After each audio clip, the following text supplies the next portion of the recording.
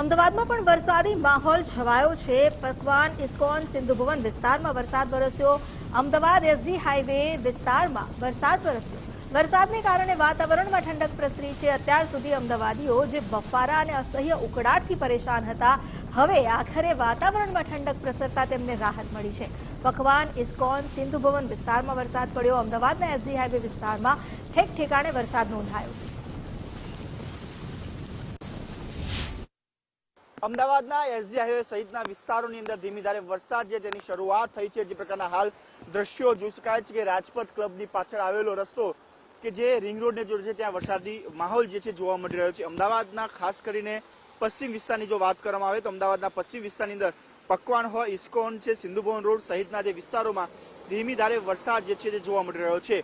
જે પ્રકારે હવામાન વિભાગ દ્વારા આગાહી કરવામાં આવી હતી કે ગુજરાતના અલગ અલગ જિલ્લામાં રેડ એલર્ટ અથવા યલો એલર્ટ જે છે તે આપવામાં આવ્યું હતું, તેના ભાગરૂપે સૌરાષ્ટ્ર અને ખાસ કરીને દક્ષિણ ગુજરાતની અંદર મુશળધાર વરસાદ જે છે વરસી રહ્યો છે। ત્યારે અમદાવાદમાં પણ છેલ્લા 2 દિવસથી વરસાદી વાતાવરણ જે છે તે જોવા મળી રહ્યું હતું।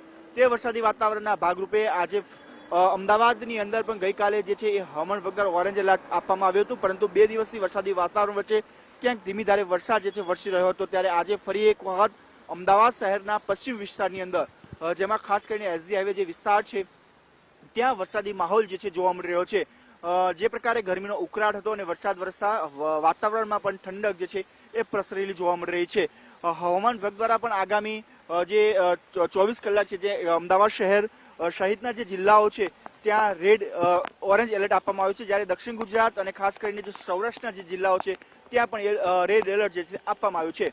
કેમેરામેન વિજય પરમાર સાથે રાહુલ ત્રિવેદી, ગુજરાત ફર્સ્ટ, અમદાવાદ।